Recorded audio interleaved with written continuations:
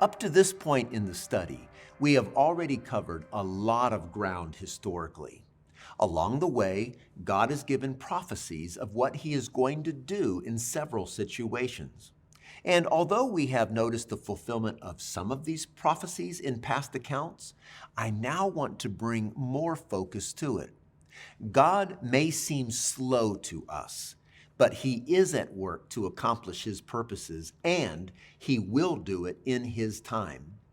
The prophecy of the destruction of King Ahab's house was offered back in 1 Kings chapter 21, verses 20 to 22.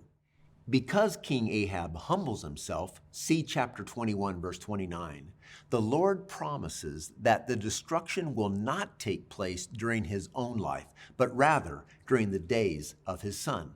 A prophet announces this to Jehu again in 2 Kings chapter 9, verses 6 through 8.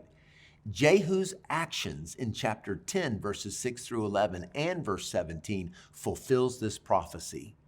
And the destruction even includes Ahaziah and all of his house, according to chapter 9, verse 27, and chapter 10, verses 13 and 14.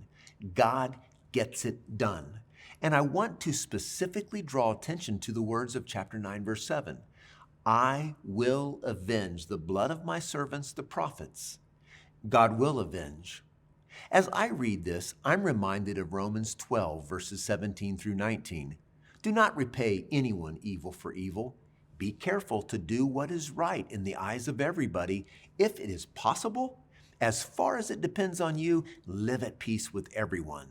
Do not take revenge, my friends, but leave room for God's wrath, for it is written, it is mine to avenge. I will repay, says the Lord. You see the same words. The Lord makes it clear it is mine to avenge. The Lord's prophets often received evil from the ones to whom they were obediently delivering a message from the Lord. They took it, they did their job, and they let the Lord do His job.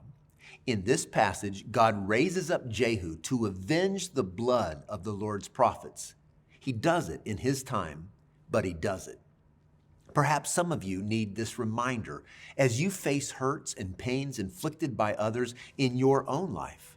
Look to the Lord, trust Him, and let Him do His job.